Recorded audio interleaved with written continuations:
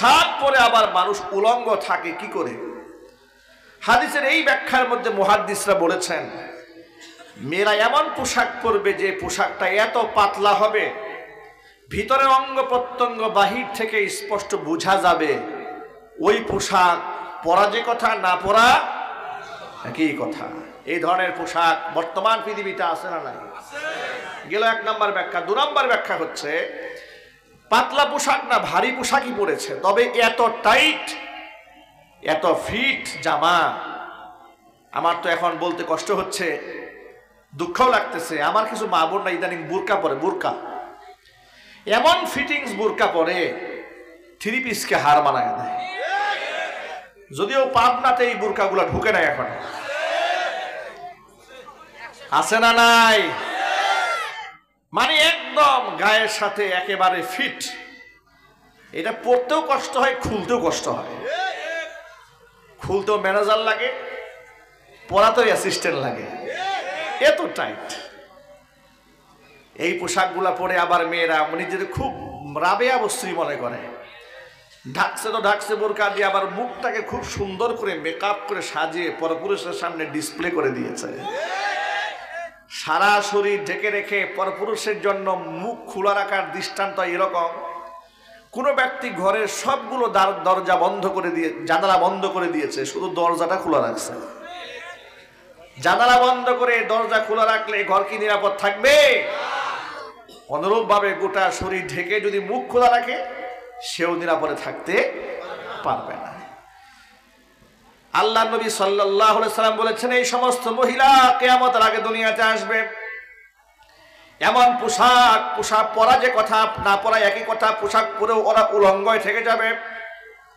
এদের আরেকটা খাসিলাত বৈশিষ্ট্য হচ্ছে মুমিলাতুন মাইলাতুন, নিজেরা পরপুরুষের দিকে এরা আকৃষ্ট হবে, পরপুরুষকে নিজেদের প্রতি আকৃষ্ট করবে। এই কথা বোঝার জন্য বর্তমান জমানায় বিজ্ঞানী হওয়ার কোনো প্রয়োজন নাই, শাইখুল হাদিস হওয়ার দরকার নাই। এখানকার যারা বসে আছেন আর মা বোনেরা আমার আওয়াজ শুনতে পাচ্ছেন, সবাই বুঝে ফেলেছেন বর্তমান সমাজে ফেসবুক, টিকটক, লাইকি অ্যাকাউন্ট করে মেয়েরা নিজেকে সুশোভিত করে, সুসজ্জিত করে পরপুরুষের সামনে উপস্থাপন করে, আছে না না? আমার খুব জানতে ইচ্ছে করে যে সমস্ত মেয়েরা ব্লগ করে, এদের কি কোনো বাপ মা নাই? এদের স্বামী নাই? এদের বড় ভাই নাই? এদের কি কোনো গার্জিয়ান নাই? আবার ইদানিং কিছু বেহায়া পুরুষ বের হয়েছে, বউকে নিয়ে ভিডিও বানায়, আছে না নাই? নাম দিয়েছে কাপল ব্লগ। নির্লজ্জতার তো স্কেল থাকা উচিত, মাত্রা থাকা উচিত। কথা বলেন না ভাই, ঠিক কিনা বলেন? হাদিস শরীফে এসেছে, আন-নিসাউ আওরাতুন কুল্লুহা, একটা নারী তার গোটা দেহটাই পর্দার অন্তর্ভুক্ত। স্বামী স্ত্রীর যে প্রেম, ভালোবাসা, মহব্বত, এটা কি মানুষের সামনে প্রচার করার জিনিস? মানুষকে দেখানোর জিনিস? কোরআন মাজিদ আল্লাহ তাআলা কি বলেছেন লক্ষ্য করেন, হুন্না লিবাসুল লাকুম ওয়া আনতুম লিবাসুল লাহুন্না, নারীরা পুরুষের পোশাক পরিচ্ছেদ স্বরূপ আর পুরুষরা নারীদের পোশাক পরিচ্ছেদ স্বরূপ। আল্লাহ তাআলা স্বামী এবং স্ত্রীকে একে অপরের পোশাক কেন বললেন? এ কথার ব্যাখ্যাটা কি? এ কথার ব্যাখ্যা কয়েকটা হতে পারে। এক নাম্বার ব্যাখ্যা হচ্ছে, এই যে আমার গায়ের পোশাক, আপনার গায়ের পোশাক, পোশাকের মাধ্যমে কি হয়েছে, আমার দেহের মধ্যে যদি কোনো নোংরামো থাকে, ময়লা থাকে, কাটা থাকে, অসৌন্দর্যতা কিছু থাকে, এই পোশাক আমার দেহের সমস্ত দোষ ত্রুটিগুলাকে ঢেকে দিয়েছে। ঠিক কিনা বলেন? পোশাক যেমন দেহের সমস্ত দোষগুলাকে ঢেকে দেয়, স্বামীর দায়িত্ব স্ত্রীর সমস্ত গোপনীয়তা রক্ষা করা, স্ত্রীর দায়িত্ব স্বামীর গোপনীয়তা রক্ষা করা। যেটা গোপনীয়তা রক্ষা করা দায়িত্ব, সেটা রক্ষা না করে ভিডিও করে স্বামী স্ত্রীর খুনসুটি, একান্তে মোহাব্বত, ভালোবাসার দৃশ্যগুলা পাবলিকলি যারা প্রচার করে, আল্লাহর কসম করে বলি, ওরা নিকৃষ্ট, জানোয়ার শুকরের চাইতেও নিকৃষ্ট। আপনি হয়তো মনে মনে বলবেন, হুজুর আপনি এত খারাপ ভাবে বললেন। নিকৃষ্ট শূকরের চাইতে নিকৃষ্ট কেন বললেন? কসম আল্লাহর, এটা আমি বানায়া বলি নাই। হাদিস শরীফে আল্লাহর নবী বলেছেন 3 শ্রেণীর মানুষের জন্য আল্লাহ তার জান্নাতকে হারাম করে দিয়েছেন। কয় শ্রেণীর? জোরে বলেন। 3টা আঙ্গুল উঁচা করেন যাতে ভুলে না যান। 3টা শ্রেণীর মানুষের জন্য আল্লাহ তার জান্নাতকে হারাম করে দিয়েছেন। 1 নাম্বার মুদমিনুল খামর, যারা মদ্যপান করে, শরাব পান করে, মাদক সেবন করে, আছে না নাই? বিড়িখোর দেশে আছে না নাই? পাবনাতে একটাও নাই। মদখোর আছে না নাই? আহা, ইদানি এই ফেসবুক থাকার কারণে দেখলাম ছোট্ট ছোট্ট বাচ্চারা বিড়ি খাচ্ছে। ঢাকা শহরে 12-13 বছরের ছেলেরা কিশোর গ্যাং তৈরি করছে। নাউজুবিল্লাহ পড়েন। 14 বছরের এক কিশোরকে বন্ধু বান্ধবরা মিলে খুন করে ফেলেছে। কিশোর গ্যাং তৈরি হচ্ছে, মাদক সেবন করছে প্রকাশ্যে। স্কুলের বাচ্চাদের ব্যাগের মধ্যে ইয়াবা ট্যাবলেট পাওয়া যাচ্ছে। ঘৃণার সাথে কর নাউজুবিল্লাহ। আমি গোপালগঞ্জের এক মাহফিলে গেলাম, গোপালগঞ্জের মাগুরাতে মাহফিলে যাওয়ার পরে স্টেজে ওঠার আগ মুহূর্তে আমার কাছে এক ভদ্রলোক আসলেন, হয়েছে বলে, হুজুর আপনার কাছে খুব হাতে পায়ে ধরে অনুরোধ করি, এই মাহফিলে আমার ছেলে এসেছে। আমার ছেলে মাত্র ক্লাস 9-এ পড়ে। আমার সেই 9-এ পড়া ছেলেটা মদ্যপান করছে প্রকাশ্যে। আমি একান্তে ডেকে আমার ছেলেকে পায়ে ধরেছি বাবা হয়ে, যে আমি তোর বাবা, আমি তোর পায়ে ধরে বলছি তুই মদ খাবি না। এর মধ্যে আমাদের বংশের সম্মান জড়িত, এর সাথে আমাদের সামাজিকতার অবস্থান জড়িত। তুই মদ্যপান করলে তুই আমাদের একটা মাত্র ছেলে, আমাদের জীবনের কি মূল্য আছে? আমি আমার ছেলেকে ফেরাতে পারি না। হুজুর আপনি যেহেতু ওয়াজে আসছেন, ছেলেকে একটু বোঝান। আমি ছেলেকে ডেকেছি, একান্তে ডেকে তাকে নসিহতমূলক অনেকগুলা কথা শুনিয়েছি, অনেকগুলা কথা বলেছি। আমি আপনাদের সামনে সে কথা তুলে ধরার আমার উদ্দেশ্য হলো, ছেলে পরে মাত্র ক্লাস 9-এ, বয়স আর কত হবে আপনাদের চিন্তা করেন তো। ক্লাস 9-এ পরে একটা ছেলে বাবা ছেলের পায়ে ধরেছে, আমার ছেলে মদ খায়। আফসোস, আমি বহু মাহফিলে বলেছি, আজও বলছি, বাংলাদেশের বুদ্ধিজীবী যাদেরকে মনে করা হয়, বাংলাদেশের নাস্তিকদেরকে বুদ্ধিজীবী মনে না করে যদি বাংলাদেশের হক্কানি আলেম ওলামা পীর বুজুর্গদেরকে বুদ্ধিজীবীর সম্মান দিয়ে তাদের কাছ থেকে পরামর্শ নেওয়া হতো, আল্লাহর কসম গোটা বাংলাদেশের সবগুলি প্রতিষ্ঠান মাদক মুক্ত হয়ে যেত। কিন্তু আলেমদেরকে কি সেই সম্মান দেওয়া হয়? আলেমদের সেই সম্মান দেওয়া হবে দূরের কথা, আলেমদেরকে বলা হয় মৌলবাদ। কথা বলেন ঠিক কিনা? আলেমদেরকে বলে জঙ্গিবাদ, আলেমদেরকে বলা হয় রাজাকার, আল বদর, আল শামস, উগ্রবাদ, টেরোরিস্ট, টেরোরিজম, কত শব্দ আমাদের জন্য আবিষ্কার করেছিল। যারা এগুলো আবিষ্কার করেছিল, আমি ছোট্ট করে বলছি, আপনাদের আঘাত দেওয়া আমার উদ্দেশ্য নয়। প্রায় 5 মাস হয়ে গেল স্বৈরাচার পালিয়েছে, যারা মাসে মাসে বাংলাদেশ থেকে জঙ্গি ধরত। এবার আপনারা বলেন, এই 5 মাস হয়ে গেছে একটা জঙ্গি ধরা পড়েছে? আরো চিৎকার দিয়ে বলেন, সেই জঙ্গিগুলা গেল কোথায়? সেই জঙ্গিগুলা কোথায় গেল? এর দ্বারা বোঝা যায় এই প্রথম আলো গোটা বাংলাদেশের দাড়ি এবং টুপিওয়ালাদেরকে জঙ্গি বানিয়ে বিশ্ববাসীর কাছে মুসলমানদের মান সম্মান নষ্ট করেছে। প্রিয় যুবক ভাই, এক বাক্যে জবাব দিয়ে বলেন, যারা মুসলমানদের বদনাম করতে চায় সেই সমস্ত শত্রুদেরকে, তাদেরকে মোকাবেলা করতে আপনারা প্রস্তুত আছেন কিনা আমি দুহাত দেখতে চাচ্ছি।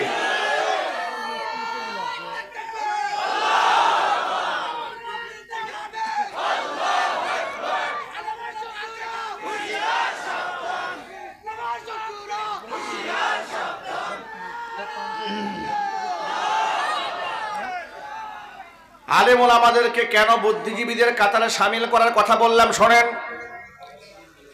মাদ্রাসায় যে সমস্ত ছেলে মেয়েরা পড়াশোনা করছে, আপনারা এক বাক্যে জবাব দিয়ে বলবেন, সত্য হলে সত্য বলবেন, আমি অসত্য বলে প্রতিবাদ জানাবেন। মাদ্রাসা পড়ুয়া লক্ষ লক্ষ ছাত্র ছাত্রী দেশে আছে না নাই? মদ, জুয়া, গাঁজা, আফিম, হেরোইন তো দূরের কথা, একটা ছেলের হাতে একটা সিগারেট দেখতে পারবেন? সুবহানাল্লাহ বলবেন না ভাই? আমার প্রশ্ন হচ্ছে, একই বয়সের ছেলে মেয়েদেরকে আলেম ওলামারা এইভাবে কন্ট্রোল কেমনে করলেন? রাত যখন 3টা বাজে বড় বড় জামিয়াতে যাবেন, মাদ্রাসায় যাবেন, গিয়ে দেখবেন গোটা পৃথিবী যখন ঘুমের ঘরে আচ্ছন্ন, নীরব, নিস্তব্ধ, তখন 12 বছর বয়স, 14 বছর বয়সের ছেলেরা, 20 বছরের ছেলেরা তাহাজ্জুদে দাঁড়ায় চোখের পানি ফেলতেছে। কি গল্প মনে হচ্ছে আপনাদের কাছে? কাল্পনিক গল্প মনে হচ্ছে? আল্লাহর কসম, আল্লাহর কসম, আল্লাহর কসম, আমি শিশুকাল থেকে, একেবারে ছোট্টবেলা থেকে মাদ্রাসায় পড়েছি, স্কুলে পড়েছি আগে। আল্লাহর রহমতে 11 বছর বয়সে 30 পারা কোরআন মুখস্থ করেছি। 2001 সালে সূরা ফাতিহা থেকে নাস পর্যন্ত 30 পারা কোরআন এক রাতে, এক দাঁড়াতে খতম শেষ করে শুনিয়ে দিয়েছি, মুখস্থ। আলহামদুলিল্লাহ বলেন।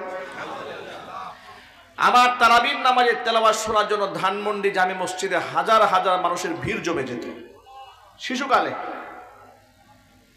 সামান্য একটু তেলাওয়াত আপনাদেরকে শোনাচ্ছি, কষ্ট হচ্ছে আপনাদের? আমার একটা খুদে ভক্ত ছিল ধানমন্ডির, নাম ছিল তাওসিফুর রহমান, নামটা আমার মনে আছে। সম্ভবত প্রাইমারি স্কুল শেষ করে হাই স্কুলে সবেমাত্র ভর্তি হয়েছে। ছেলেটি দিনের বেলায় যখন আমি কোরআন পড়তাম, তখন ছেলেটি আমার পাশে এসে বসে থাকতো। সারাদিন সুযোগ পেলেই এসে আবার কোরআন শুনতো। আর তারাবির নামাজে একদিনও নামাজকে বাদ দেয় নাই। পরে স্কুলে কিন্তু কোরআন তেলাওয়াত শোনার জন্য পাগল ছিল, চিল্লা এখন আল্লাহু আকবার। এমন আশিক কোরআন পৃথিবীতে আছে না ভাই? আলহামদুলিল্লাহ বলেন। আউযু বিল্লাহি মিনাশ শাইতানির রাজীম। বিসমিল্লাহির রহমানির রহিম। ইয়া আইয়ুহাল্লাযীনা আমানু লা তুকদ্দিমু বাইনা ইয়াদাইল্লাহি ওয়া রাসূলিহি ওয়াত্তাকুল্লাহ واتقوا الله إن الله سميع عليم يا أيها الذين آمنوا لا ترفعوا أصواتكم فوق صوت النبي ولا تجهروا له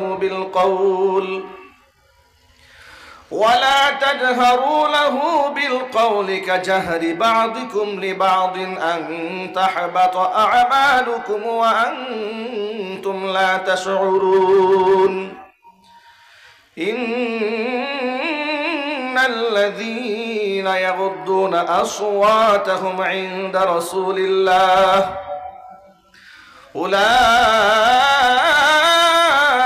أولئك الذين امتحن الله قلوبهم للتقوى لهم مغفرة وأجر عظيم صدق الله العلي العظيم ভাইরা আমার, নিজের সন্তানেরাও এর থেকে সুন্দর করে কোরআন পড়ুক, এটা আমরা চাই না? কারা কারা চান? হাত দেখি তো ভাই।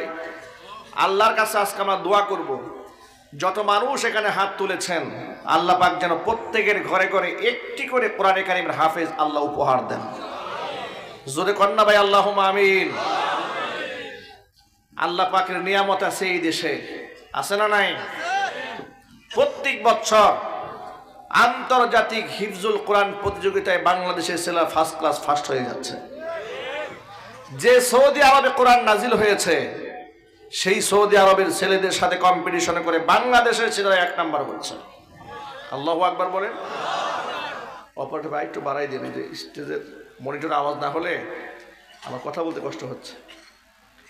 এবার ঠান্ডা লেগেছে তো আমার, একটু নর্মাল আওয়াজ বাড়াই লাগবে। হ্যাঁ, আওয়াজ মিষ্টি আছে মাশাআল্লাহ, ঠিক আছে। আল্লাহ ভাইরা আমার, যে কথা বলতে চেয়েছিলাম যে ছোটবেলায় হাফেজ হয়েছি, রাত 2:30 3টা বাজে ঘুম থেকে উঠেছি। যদি কোনোদিন দেখেছে যে আমার আগে আরেকজন উঠেছে 2টায়, জেদ দিয়ে উঠতাম পরের দিন 1:30টায়। কেন 2টা বাজে আমার আগে উঠে গেছে, পরের দিন আরো আগে উঠতাম। এইরকম ভাবে সারা জীবনে তাহাজ্জুদে আল্লাহ পাকের কালাম যে জীবনে কতবার পড়েছি এটা আল্লাহ ছাড়া কেউ জানে না। আল্লাহর কসম, আমি আপনাদের আমার কারামতি বোঝাবার জন্য বলি নাই, এ কথা বোঝাবার চেষ্টা করেছি। যারা হাফেজ হয় মাদ্রাসা পড়াশোনা করে, তারা প্রত্যেকেই, শুধু আমি একা না, এই পৃথিবীতে এমন একটা হাফেজও পাবেন না যারা তাহাজ্জুদে কোরআন শরীফ না পড়ে হাফেজ হয়েছে, একটাও পাবেন না। সারা রাত জেগে জেগে ওরা কোরআন পড়ে, চিল্লা এখন আল্লাহু আকবার। এই সমস্ত ছাত্ররা 2:30 3টা বাজে উঠে প্রচন্ড শীতের রাতে পড়ে কোরআন শরীফ। জাতির শ্রেষ্ঠ সম্পদ এই উলামা তুলাবা। এই সমস্ত সন্তানেরা, এই একই বয়সের একটা ছেলে বাহির থেকে দেখবেন, ওরা এই সময় ভিডিও গেমস খেলবে, ইউটিউবে ফেসবুকে নানান কিছু দেখবে, অবৈধ রিলেশন করবে, প্রেম ভালোবাসা করবে। ঠিক এই বয়সের একটা ছেলেকে এই মাদ্রাসার প্রিন্সিপালেরা মাদক মুক্ত রেখেছে, জিনা মুক্ত রেখেছে, ব্যভিচার মুক্ত রেখেছে, নেশা মুক্ত রেখেছে। কথা বলেন ঠিক কিনা? যারা বাংলাদেশে মাদক নিয়ন্ত্রণ আইন করেছে, আপনারা তো অনেকেই তথ্য জানেন না, যারা জ্ঞানী তারা জানেন। মাদক নিয়ন্ত্রণ আইন নীতিমালা 2021 বাংলাদেশে প্রণয়ন করা হয়েছে। সে আইনে খসড়া হচ্ছে এই, 21 বছর বয়সের কোনো ছেলে মেয়ে যদি সরকারের কাছে অ্যাপ্লিকেশন করে যে আমি মদ্যপান করতে চাই, সরকার বিবেচনা করে তাকে মদ পানের লাইসেন্স দিতে পারে। এমনকি কোনো মহল্লায় যদি 100 মদখোর লাইসেন্সধারী থাকে, আর সেই এলাকার যদি কোনো ব্যক্তি ট্রেড লাইসেন্স চায় সরকারের কাছে যে আমার এলাকায় 100 মদখোর আছে, আমি একটা দোকান দিতে চাই মদের, রাষ্ট্র সেখানে 100 মদখোরের জন্য একটা দোকান দেওয়ার পারমিশন দিতে পারে। নাউজুবিল্লাহ, এত আসতে বলে তো হবে না ভাই। এখন এখানে কে আওয়ামী লীগ, কে বিএনপি, কে জামাত, কে জাতীয় পার্টি, আমি সেই প্রশ্ন করব না, আমি অন্য একটা প্রশ্ন করব। আল্লাহ তাআলা কোরআনে মদকে হালাল করেছেন না হারাম করেছেন? সবার কাছে হারাম না কিছু লোকের কাছে হালাল আছে? হারাম আছে কার কার হাত দিয়ে, কিন্তু হারাম কার কাছে মনে হয় যে এই কোরআনে কারীম আল্লাহ পাক হারাম করেছেন, আমাদের কাছে ওইটা হারাম। এটা কি মন থেকে হাত তুলছেন না আমাকে শুনে দেখাবার জন্য? মন থেকে তুলেছেন তো? আচ্ছা, যেটা আল্লাহ হারাম করেছেন এবার জবাব দেয়া বলেন, বান্দা কি পারমিশন দেওয়ার কোনো সুযোগ রাখে? বান্দা লাইসেন্স দেওয়ার কোনো অধিকার রাখে? তাহলে 90 থেকে 95% মুসলিম অধ্যুষিত সংখ্যাগরিষ্ঠ মুসলমানের দেশে মদের লাইসেন্স কি করে দেওয়া হয়? এতগুলা এমপি মন্ত্রী মুসলমান, তারা কি করে মদের পারমিট দেয়? আমরা আগামীর সংসদ এমন দেখতে চাই যারা মদের পক্ষে কেউ কথা বলার লোক খুঁজে পাওয়া যাবে না। মদ নিষিদ্ধ, আল্লাহ হারাম করেছেন। এই আল্লাহ যেটাকে হারাম করেছেন সেটা হালাল বানাবার ক্ষমতা কারো নাই। যদি বলেন ঠিক কিনা? একেবারে সামনে কাতার থেকে পেছন সারি পর্যন্ত এক বাক্যে জবাব দিবেন, মাদকের সাথে আমাদের কোনো সম্পর্ক আছে? চিৎকার দিয়ে বলেন আছে? আর মাদকের দালালি যদি কেউ করে তার সাথে আমাদের কোনো সম্পর্ক থাকতে পারে না। নারায়ণগঞ্জের এক মাহফিলে গিয়েছি, স্টেজে উঠে প্রধান বক্তার বক্তব্য দেব। বক্তব্য দেওয়ার আগে দেখবেন বিভিন্ন মাহফিলে প্রধান অতিথিরা ভাষণ দেয়, ঠিক কিনা বলেন? প্রধান অতিথিকে মাইক দেওয়া হলো, মাদকের বিরুদ্ধে এমন জ্বালাময়ী ভাষণ দিল, আমার দিল ঠান্ডা হয়ে গেছে। আমি মনে মনে চিন্তা করলাম, আহারে এইরকম নেতা যদি সংসদে থাকতো দেশটা ভালো হয়ে যেত। আমি তার জন্য অনেক দোয়া করলাম মাহফিলে, তার জন্য দোয়া করলাম, তার কাজের জন্য দোয়া করলাম। দোয়া শেষ করে মাহফিল শেষ করে যখন স্টেজ থেকে নামতে গেছি, এমন সময় আমাকে স্টেজ থেকেই ওই মাহফিল কর্তৃপক্ষ একজন ডাকছে, ডেকে বলে, হুজুর যার জন্যই এত দোয়া করলেন ওনাকে চেনেন? বলেন এত তা তো চিনি না, উনি মাদকের বিরুদ্ধে যে ওয়াজটা দিছে এই জন্য আমি একটু দোয়া করে দিচ্ছি। তো হুজুর কি বলবো, দুঃখের কথা, ইনি এই গোটা এলাকার মাদকের ডিলার। আমি বললাম, ভাই এটা কোনো কথা? বলে হ্যাঁ এটাই কথা। তো তাকে আপনি মাহফিলের প্রধান অতিথি বানালেন কেন? উনি বলে, হুজুর এই সমস্ত লোকদেরকে মাহফিলের প্রধান অতিথি না বানালে মাহফিলের পারমিশন দেয় না। কথা বলতে হবে ভাই, ঠিক কিনা জোরে বলেন।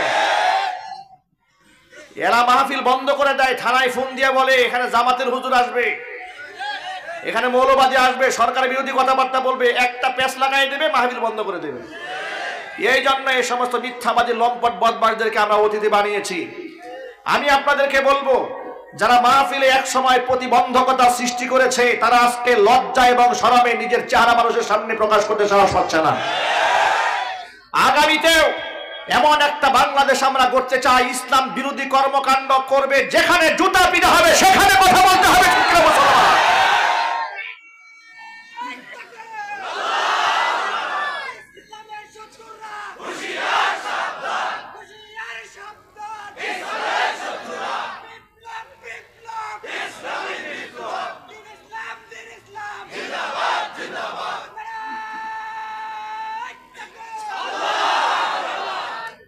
মাদকের সাথে আমাদের কোনো কানেকশন থাকবে না। মদ জুয়া তো বহু দূরের কথা, সামান্য বিড়ি পর্যন্ত আমরা স্পর্শ করব না। আমরা বলি ইনশাআল্লাহ। পাবনাতে বিড়ি খোর আছে না নাই? আহারে বিড়ি, বিড়ি খুরের যে কি নেশারে ভাই, এটা দেখেন আপনি, মনে কষ্ট নেন না। চায়ের দোকানে চা খেতে গিয়ে বলে, এই দোকানদার চায়ের কাপটা গরম পানিতে ধুয়ে দাও। বলে কেন? এখানে অন্যজন মুখ দিয়েছে। ঠিক কিনা যদি বলেন, মানে অন্য কেউ মুখ দিয়েছে এই জন্য গরম পানি দিয়ে না ধুলে উনি চায়ের কাপে মুখ লাগাবেন। কিন্তু বিড়ি খুরের যে কি মহব্বত রে ভাই, একজনে বিড়ি টানছে, একজনের মুখ থেকে নিয়ে আরেকজনে টানতেছে। কথা ঠিক না বে ঠিক? কি বিড়ির পাশা কি গরম পানিতে ধুয়ে নাই নাকি? আরে কি মহব্বত, কি মহব্বত! একবার আরেকজনের ঠোঁট থেকে আরেকজন টেনে নিচ্ছে, কি মহব্বত, বিরাট গভীর মহব্বত। এমন মহব্বত বাথরুমে গেলেও ছাড়তে মন চায় না এটাকে। আমি মাঝে মাঝে সফর হালতে থাকি, পাবলিক টয়লেটে যেতে হয়, দেখি বিড়ির এইগুলা পড়ে থাকে, দুর্গন্ধে ঢুকা যায় না। যদি জিজ্ঞেস করি ভাই কি সমস্যা কি আপনাদের, এগুলো পরিষ্কার রাখা যায় না? হুজুর কি যে বলেন, পাবলিক টয়লেট কয়টা পাহারা দেব বলেন। আচ্ছা বিড়ি খুররা কোন দুঃখে পৃথিবীর মধ্যে একমাত্র খানা, একদিকে প্লাস একদিকে মাইনাস, এটার নাম বিড়ি। ঠিক কিনা বলেন? দুনিয়ার কোনো খাবার মানুষ টয়লেটে বসে খায়, বিড়ি ছাড়া কেউ খায় না, বিড়ি খুরেরা খায়। আমি একজনকে জিজ্ঞেস করেছিলাম যে ভাই আপনার একবার দিল থেকে বলবেন, এই যে বাথরুমে ঢোকার সময় এক হাতে বদনা এক হাতে বিড়ি, এই দৃশ্য আপনারা দেখেন নাই? আমি দেখছি, শিশুকালে দেখছি গ্রামে। জিজ্ঞেস করলাম আপনার বাথরুমে ঢোকার সময় বিড়িটা নেন কেন? বলে হুজুর আর বললেন না, বাথরুমে ঢোকার সময় বিড়ি না নিলে গুডাউন ক্লিয়ার হয় না, বিড়ি টান দিলে সব ক্লিয়ার হয়ে যায়। আহারে বিড়িখোর, বিড়ি খেলে জামা কাপড়ের দুর্গন্ধ হয়, মুখে দুর্গন্ধ হয়। আর আমার একটা জিনিস আজও মাথায় ঢোকে না, বিড়িখোরের সাথে বউ রাত্রে থাকে কেমনে? ঠিক কিনা বলেন? এটা তো স্কেল থাকা উচিত, মাত্রা থাকা উচিত। আমার ওয়াইফ শোনেন, ওই যে উদ আতরগুলো আছে না ভাই, উদ আতর, এগুলো এর ঘ্রাণ কিন্তু খুব একটু ঝাঁঝালো ঘ্রাণ, ঠিক না? তো আমাকে সিলেট থেকে আমার এক ভক্ত ইংল্যান্ড থেকে একটা আতর নিয়েছে, উদ আতর, খুব দামি আতর, আমাকে উপহার দিয়েছে। মাহফিল থেকে এসেছি, দিয়েছে। তা আমি ওইটা মেখে বাসায় ঢুকছি। আমার ওয়াইফ আমাকে বলতেছে আপনি গায়ে কি দিয়েছেন? আপনাকে আতর দিয়েছে। এই আতর দিয়ে আপনি ঘরে উঠতে পারবেন না, যে জামার মধ্যে আতর লাগাইছেন এই জামা খোলেন, এই আতর দিয়ে আপনি ঘরে ঢুকবেন না। আমি চিন্তা করলাম এত সুন্দর একটা আতর, দামি একটা আতর দিছি, বউ আমার ঘরে ঢুকতে দেয় না, বিড়ি খুরদেরকে বউরা অ্যাকসেপ্ট করে কেমনে? কথা বলেন ঠিক কিনা বলেন? আহা যুবকেরা, বিড়ি খাওয়া যাবে না ইনশাল্লাহ বলেন। আমার একদিন নামাজে দাঁড়িয়েছি, পাশে এক বিড়ি খুর দাঁড়িয়েছে, আমার মনে চাচ্ছে নামাজের আমি দৌড় দিই, এত বাজে অবস্থা। বিড়ি খাবেন না, মাদক তো অনেক মারাত্মক, বিড়ি স্পর্শ করবে না বলেন ইনশাআল্লাহ। একটু জোরে বলতে হবে ইনশাআল্লাহ। মনে থাকবে না কথাটা ইনশাআল্লাহ? মনে রাখবেন, আল্লাহ রসুল বলেছেন যে ব্যক্তি জীবনে এক ঢোক মদ পান করবে, মনে রাখবেন খুব সুন্দর করে শোনেন, এক ঢোক যদি কোনো ব্যক্তি মদ্যপান করে 40 দিন পর্যন্ত কোনো সিজদা আল্লাহর কাছে তার কবুল হয় না। এক ঢোক মদ পান করলে 40 দিনের নামাজ শেষ। নামাজ তো আমার জিন্দেগি, সেই নামাজ যদি শেষ হয়ে যায় তো আমার জিন্দেগি শেষ। এই জন্য মদ্যপানকারীর জন্য আল্লাহর জান্নাত হারাম, 1 নাম্বার। 2 নাম্বার, ওয়াল আক্কু, পিতামাতার অবাধ্য সন্তানের জন্য আল্লাহর জান্নাত হারাম। বাবা মা যাদের বেঁচে আছে, কার কার বেঁচে আছে হাত দেখি তো ভাই। আল্লাহ যেন হায়াতে তৈয়্যিবা দান করেন, জোরে কোন আমিন। যাদের বাবা মা দুনিয়া থেকে চলে গেছেন, আল্লাহ পাক জান্নাতুল ফেরদাউসের উত্তরাধিকার বানায় দেন, জোরে কোন আমিন। বাবা মাকে সর্বোচ্চ সেবা দেবেন আল্লাহর কসম। 1000 পীর এক পাল্লায় দিলে আপনার বাবা মায়ের সমতুল্য হতে পারবে না। এই দেশের মুসলমানেরা পীরের জন্য কত কিছুই না করে। গোয়ালের বড় গরু নিয়ে যায় পীরের বাড়িতে, যদিও পাবনার লোকেরা যায় না। হ্যাঁ, মুসুরি নিয়ে যায়। মুসুরি কি? ও মহিষ, মহিষ, মহিষ নিয়ে যায়। গরু ছাগল সব নিয়ে পীরের দরবারে যায়, ঠিক না ভাই? ঠিক। কেন যায় জানেন? তারা বলে পীর খুশি আল্লাহ খুশি, পীর খুশি আল্লাহ খুশি। আর পীর নাকি ভাগ্য বদলাই দিতে পারে, নাউজুবিল্লাহি মিন যালিক। পীর নাকি ছেলে মেয়ে দান করে। চট্টগ্রামের এক ভণ্ড বক্তা আছে, বয়স্ক মুরব্বী, আবুল কালাম বয়ানি, আমি নাম দিয়েছি আবুল কালাম বজ্জাতি। এই বজ্জাতি একদিন ওয়াজে বলতেছে যে উনি একটা মাজারের সামনে দিয়ে যাচ্ছে, মাজারে শুয়ে থাকা ব্যক্তিকে নাকি বলেছে, আব্বাজান আমার তো শুধুমাত্র একটা মেয়ে সন্তান, তুমি যদি এইবার আমাকে একটা পুত্র সন্তান দান করো তাহলে তোমার উরস আমি একটা গরু দেব। বাবারে বলছে, বাবা এরে যদি ছেলে দেয় তাহলে সেটা গরু দেবে। এই মান্যত করার পরে নাকি পরের বছর তার 2টা যমজ ছেলে সন্তান হয়েছে। উনি নিজে ওয়াজে বলতেছে, আমি বাবার দরবারে 2টা গরু দিয়ে দিছি। ঘৃণার সাথে কর নাউজুবিল্লাহ। একটা আলেম যদি তার মুখ থেকে এই কথা বলে যে কবরে শুয়ে থাকা ব্যক্তি আমাকে ছেলে দিয়েছে, ওর ঈমান আছে? চিৎকার দিয়ে করে, ঈমান আছে? আমার ছেলে দেওয়ার মালিক কে? আমার মেয়ে দেওয়ার মালিক কে? বিশ্বাস রাখেন আল্লাহর কসম, পৃথিবীর কোন পীর আপনাকে ছেলে মেয়ে দিতে পারবে না। ছেলে মেয়ে যিনি দিবেন তিনি কে? নবীরা মানুষের কাছে সন্তান চান নাই, আল্লাহর কাছে চেয়েছেন। জাকারিয়া আলাইহিস সালাতু ওয়াসসালাম বুড়ো বয়সে আল্লাহর কাছে দোয়া করে বলেছিলেন, রব্বি হাবলি মিন লাদুনকা যুররিয়াতান তাইয়্যিবা ইন্নাকা সামিউদ দুআ। আল্লাহ তাআলা তোমার পক্ষ থেকে তুমি আমাকে একটা উত্তম বংশধর দান করো, সুবহানাল্লাহ কোন। আল্লাহ তাআলা দোয়া মঞ্জুর করে নিয়েছেন। এই জন্য খবরদার, খবরদার, সন্তান যাবেন তো আল্লাহর কাছেই যাবেন, আল্লাহ যেন কবুল করেন, জোরে কোন আমিন। যাদের বাবা মা বেঁচে আছে, আপনার কাছে সবচাইতে বড় পীর আপনার বাবা মা। বাপ মার সেবা করেন, বাপ মা খুশি হয়ে গেলে আল্লাহ খুশি, বাপ মা নারাজ হয়ে গেলে আল্লাহ নারাজ হয়ে যান। এই জন্য বাবা মার পেছনে টাকা ঢালেন, আল্লাহ পাক ভাগ্য ভালো বানাইয়া দিবে। পারবো তো যুবকেরা ইনশাআল্লাহ? 2 নাম্বার। 3 নাম্বার, ওয়াদাইয়ুসুল্লাযী ইউকিরু ফি আহলিহিল খাবাস। ওই দায়ুস পুরুষের জন্য আল্লাহ জান্নাতকে হারাম করে দিয়েছেন যে দায়ুস পুরুষ তার অধীনস্থ নারীদেরকে বেপরদায় চালায়। যে সমস্ত পুরুষরা অধীনস্থ নারীদেরকে বেপরদায় চালায়, আল্লাহ রাসূল তাদেরকে দায়ুস বলেছেন, তাদের জন্য আল্লাহর জান্নাত হারাম বলেছেন। তাহলে এবার বলেন, যে পুরুষ নিজের বউয়ের ছবি ফেসবুকে দেয় তার কপালে জান্নাত আছে? আরো জোরে বলেন। কত কপাল পোড়া স্বামী নিজের বউয়ের ছবি ফেসবুকে দিয়া বলে, প্রিয় বন্ধুগণ আপনাদের নতুন ভাবি। এটা খাস দিলে দোয়া করবেন। আর গোটা দুনিয়ার মানুষ খুব রহমতের নজরে তাকায়, ঠিক না? আপনি কিভাবে পারলেন এতগুলো মানুষের সামনে আপনার স্ত্রীকে প্রকাশ করতে? আপনি কি এটা চিন্তা করলেন না এই দেশে এমন লম্পট বদমাশও আছে যারা পাগলিকেও ছাড়ে না? কথা বলতে হবে, ঠিক কিনা বলেন? কক্সবাজারে এক পাগলি গর্ভে বাচ্চা নিয়ে ঘুরে বেড়াচ্ছে। বাবার সন্ধান পাওয়া যাচ্ছে না।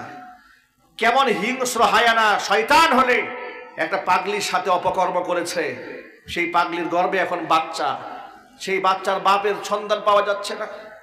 সুযোগ পেলে যারা পাগলিকেও ছাড়া না, যে আপনি আপনার সুন্দরী বউটাকে হাজার মানুষের সামনে ফেসবুকে প্রচার করলেন, সুযোগ পেলে ওরা আপনার বউরও ছাড়বে না।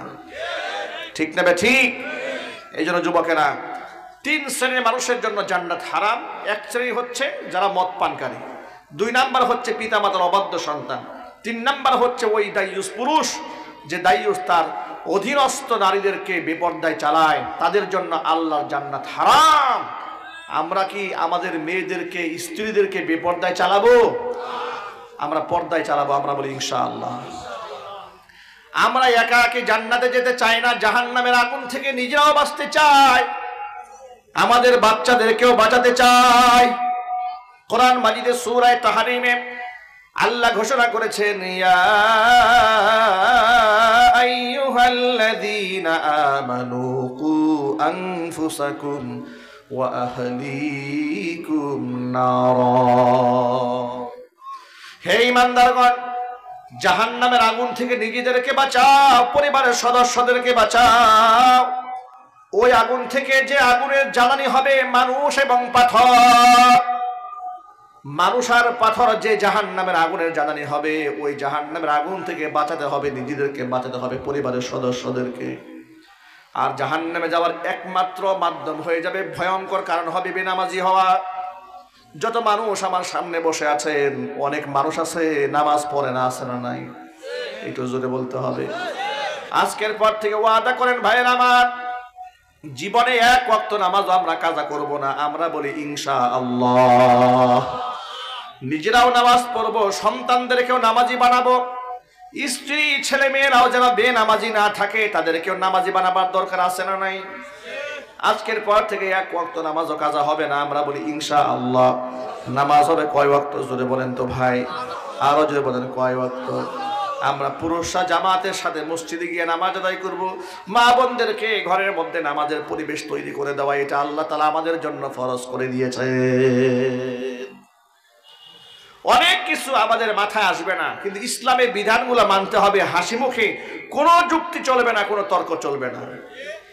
অনেক সময় যুবকদেরকে যদি বলে যুবক ভাই মুখে দাঁড়িয়ে রাখেন, হুজুর অল্প বয়স, বিবাহ শাদী করি নাই, একটু সময় দেন না আমাদেরকে, আছে না নাই?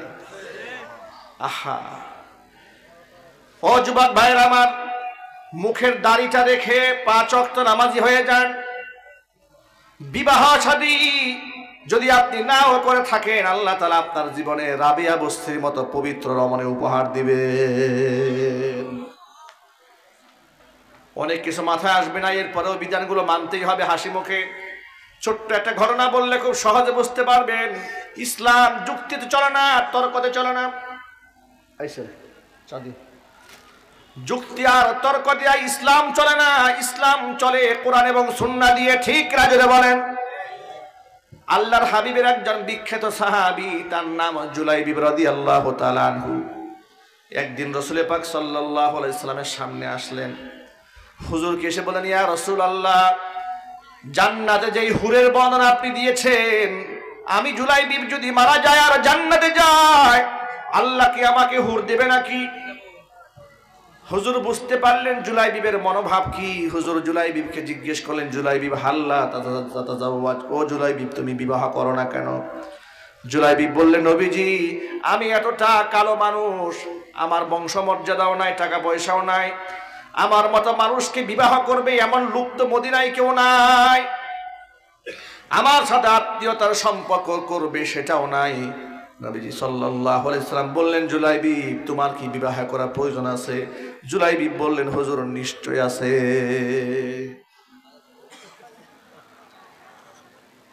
নবীজি সাল্লাল্লাহু আলাইহি সাল্লাম জুলাইবিবের পক্ষ থেকে দায়িত্ব গ্রহণ করলেন। এবার নবীজি চতুর্থ দিক থেকে জুলাইবিবের জন্য পাত্রী তালাশ করা শুরু করলেন। আল্লাহর হাবিব খোঁজ খবর নিতে নিতে জানতে পারলেন আনসারী সাহাবীর ঘরে একটি কন্যা সন্তান আছে, বিবাহের উপযুক্ত, দেখতে খুবই দারুণ সুন্দরী। ওই আনসারী সাহাবীকে নবীজি ডাকলেন, ডেকে বললেন, আমি তোমার মেয়ের জন্য বিবাহের পয়গাম পাঠাচ্ছি। আনসারী সাহাবী আনন্দে আত্মহারা হয়ে গেছে।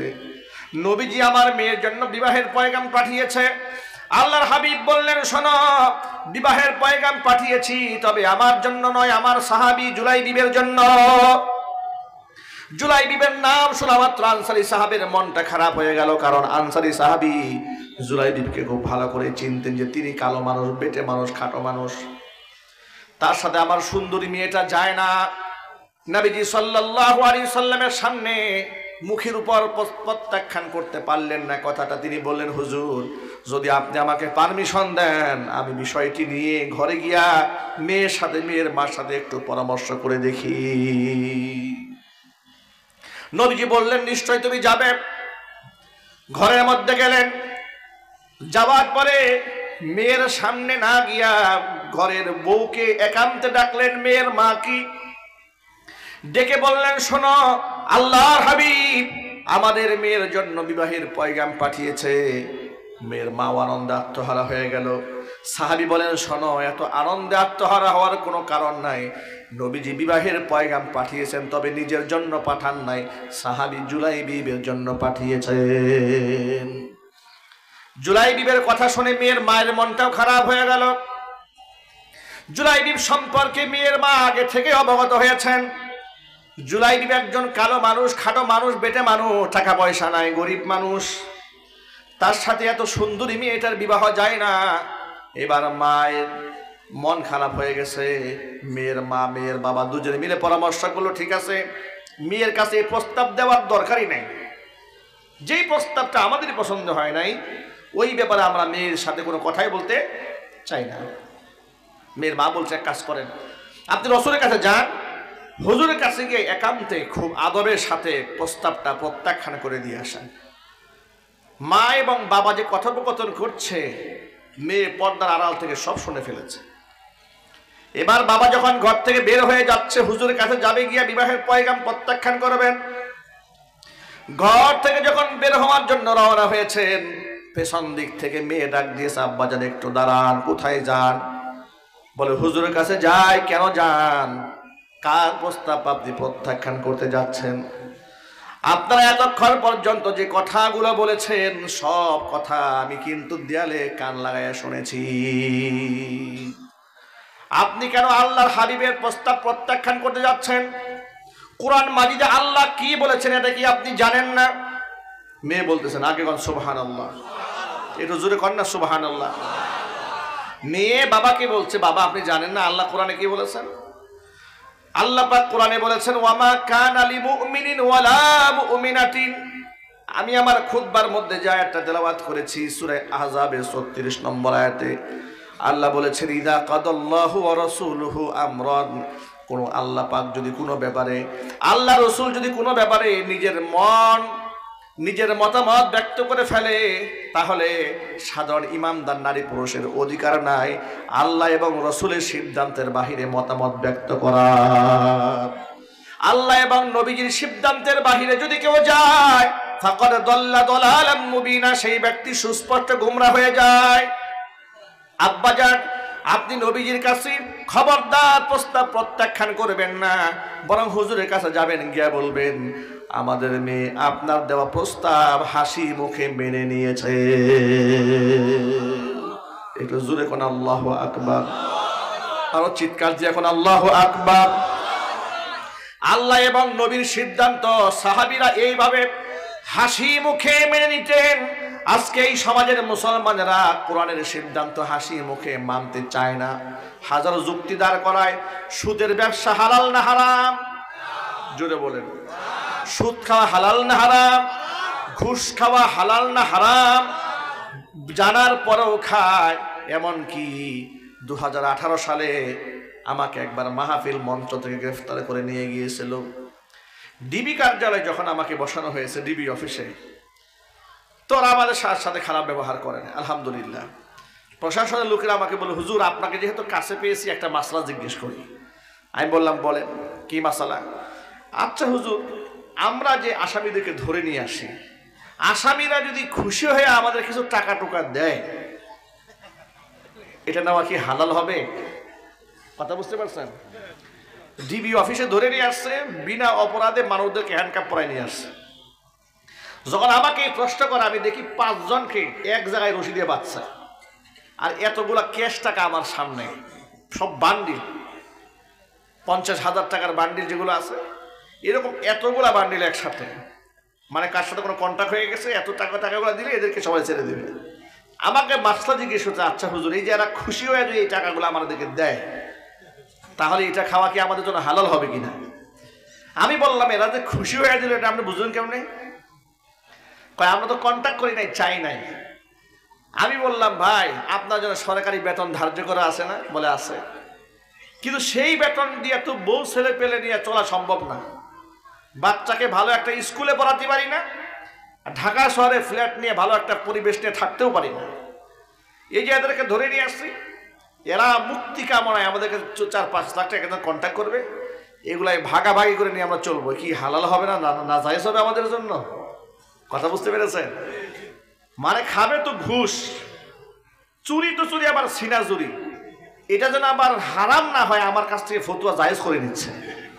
আমি বললাম, ভাই এখানে হালাল করার কোনো সুযোগ নাই। অসংখ্য লোকদেরকে বলেছি, ভাই নামাজ পড়েন, লোকেরা যুক্তি দেখিয়েছে, হুজুর নামাজ তো অবশ্যই পড়বো, অস্বীকার করে না, নামাজ পড়বো, কিন্তু ইদানিং খুব ব্যস্ত, দেখি চিল্লা একটা দিয়ে আসি, একবার ভালো হয়ে যাব, অথবা হজ করে আসি, হজ করার পর থেকে পরিপূর্ণ ভালো হয়ে যাবে। এরকম কথা লোকেরা বলে না ভাই, যে হজ করে আসার পর থেকে একেবারে খাঁটি মুসলমান হয়ে যাবে। কিন্তু আমার প্রশ্ন হচ্ছে, ভাই হজ করা পর্যন্ত আমার হায়াত আদৌ থাকবে, এর কোনো গ্যারান্টি আছে? যদি বলেন আছে, আমাকে ভালো হয়ে যেতে হবে। এই যে দেখেন, এখানে যে গুরুস্থানের উন্নতিকাল মাহফিল, হাজার হাজার কবরবাসী এখানে শুয়ে আছে, এমন কবরবাসী শুয়ে আছে যার যৌবন মাত্র শুরু হয়েছিল, দুনিয়া থেকে বিদায় হয়ে গেছে। কথা ঠিক না ভাই? ঠিক যদি বলেন তো ভাই। ওই যে কয়েকদিন আগে আপনার পদ্মা সেতুর টুল প্লাজার আগ মুহূর্তে এক্সপ্রেস ওয়েতে, যেখানে টুল প্লাজা টুল দেওয়ার জন্য লোকের দাঁড়িয়ে আছে, এক বাইকে স্বামী স্ত্রী গিয়েছে, সাথে একটা বাচ্চা। বাচ্চা শখ করেছে বাবার হাত থেকে টাকা নিয়ে উনি টুলটা দেবে, বাচ্চাটা টুল দেবে। বাচ্চা টুল দিকে গেছে, পেছনে স্ত্রী বসা, স্বামী দাঁড়ায় আছে। এই মুহূর্তে ঘাতক এক বাস নিয়ন্ত্রণ হারিয়ে, কন্ট্রোল হারিয়ে একেবারে দুমড়ে মুছছে বাসের উপরে। বাসের কয়েকটা গাড়িগুলো সহ, মাইক্রো বাস ছিল, প্রাইভেট ছিল, বাইক ছিল, সবগুলো উপর দিয়ে উঠিয়ে দিয়েছে। মুহূর্তের মধ্যে 5 জন মানুষ শেষ। লোকটা দাঁড়িয়ে অঝরে কাটতেছে যে আমার চোখের সামনে আমার ছেলে শেষ হয়ে গেল, আমার স্ত্রী শেষ হয়ে গেল, চোখের পানি ফেলতে অঝরে কাটতেছে। এর মানে হচ্ছে মৃত্যু এমন একটা সত্য, এটা কখন কার কোন সময় ডাক আসে, এটা ভাই আমরা কেউ বলতে পারবো না। না কোনো আলেম বলতে পারবে, না কোনো পীর বলতে পারবে, না কোনো হুজুর কেবলা বলতে পারবে। কথা বলতে হবে, ঠিক কিনা জোরে বলেন? সুতরাং আমি এই প্রস্তুতি কেন নিতে যাব ভাই, যে আমি হজ করে আসার পরে ভালো হব? আমার ভাগ্যে এতটুকু সময় আছে, এই সিউরিটি, এর গ্যারান্টি আমার কে দিয়েছে? এই জন্য আমি সকল ভাইদের কোথা তওবা জানাচ্ছি। রাত এখন গভীর, রাত 2টা পার হয়ে গেছে। আমি সকল ভাইদেরকে বিনয়ের সাথে আরজি পেশ করছি, ভাইরা তওবা করেন, খাস দিলে যে ইনশাআল্লাহ আজকের পর থেকে 1 ওয়াক্ত নামাজও আমরা কাজা করব না। এটা কি মন থেকে বলছেন ভাই? আজকের পর থেকে 1 ওয়াক্ত নামাজও কাজা হবে না, একটু জোর আওয়াজে বলতে হবে ইনশাআল্লাহ। আজকের পর থেকে কোন কোন যুবকের মুখে দাড়ি থাকবে, আমি সেই যুবকের হাতগুলো দেখি তো ভাই ইনশাআল্লাহ। একটু সাহস নিয়ে উঠান না। কি দাড়ি রাখলে কি আপনাকে বুড়া বুড়া মনে হবে? আপনি অসম্মানিত হবেন? নিশ্চয় আল্লাহ আপনার ইজ্জত বাড়াই দিবে, কোন ইনশাআল্লাহ। হাত নামান। দাড়ি সম্মান মর্যাদা বাড়িয়ে দেয়, মানুষের ওয়াকার বাড়িয়ে দেয়, ভারিত্ব বাড়ায়, ওয়েটনেস বাড়ায়। অনেক যুবকেরা বলে, হুজুর দাড়ি রাখলে তো বিয়ে শাদী করা যাবে না। কেন করা যাবে না ভাই? দাড়িওয়ালাদের বউ নাই কি? হ্যাঁ, ভালো আছে, মাশাআল্লাহ বলেন।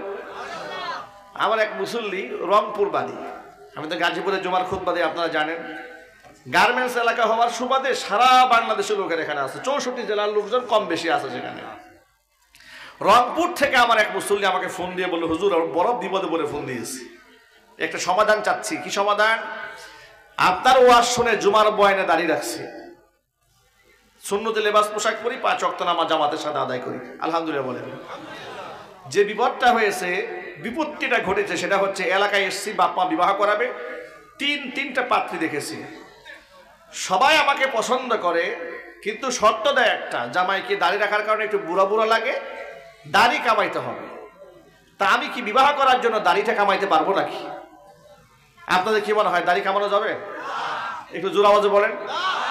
আমি তাকে বললাম, ভাই, যে মেয়েটি আপনাকে শর্ত দিয়েছে বিবাহ করতে গেলে আপনার দাড়ি কামাইতে হবে, আল্লাহর কসম সে মেয়ের চরিত্র ভালো নয়। আমার রসুলের সুন্নাহ যার ভালো লাগে না, সে কোনোদিন ভালো মেয়ে হতে পারে না। বরং আপনি সবর করেন, ধৈর্য ধারণ করেন, ইনশাআল্লাহ আপনার জীবনে আল্লাহ পবিত্র রমণী দান করবেন। যুবকেরা, আজকের পর থেকে মুখের দাড়িটা আর কামাবেন না, ইনশাআল্লাহ বলেন। আমি আপনার জন্য দোয়া করবো, মুসাফিরের দোয়া 100% কবুল। আপনার জীবনে আল্লাহ তাআলা উত্তম এবং পবিত্র রমণী দান করবেন, ইনশাআল্লাহ জোরে বলেন। আল্লাহ পাক যেন এই কথাগুলোর উপর আমাদের সকলকে আমল করার তৌফিক দান করেন। আপনাদের জন্য একটা সুসংবাদ আছে। সুসংবাদটা হলো, গোটা বাংলাদেশে ঘুরে আমি একটা ফেতনা দেখেছি। সেই ফেতনা হলো, লোকেরা মাজারে কবরে গিয়ে সেজদা দেয় আর সাহায্য চায়, সন্তান চায়, ছেলে মেয়ে চায়। মাজারে সেজদা দেওয়া হারাম, সাহায্য চাওয়া হারাম, সেজদা দেওয়া কুফরি এবং শিরকি। কথা বলতে হবে, ঠিক কিনা? সন্তান কে দেবেন? আমার লিখিত একটা বই বের হয়েছে বাজারে, আলহামদুলিল্লাহ বলেন। রমজানের মাসালা কেন্দ্রিক বের হয়েছে। রমজানে শ্বাসকষ্টের রোগী রোজা রেখে স্প্রে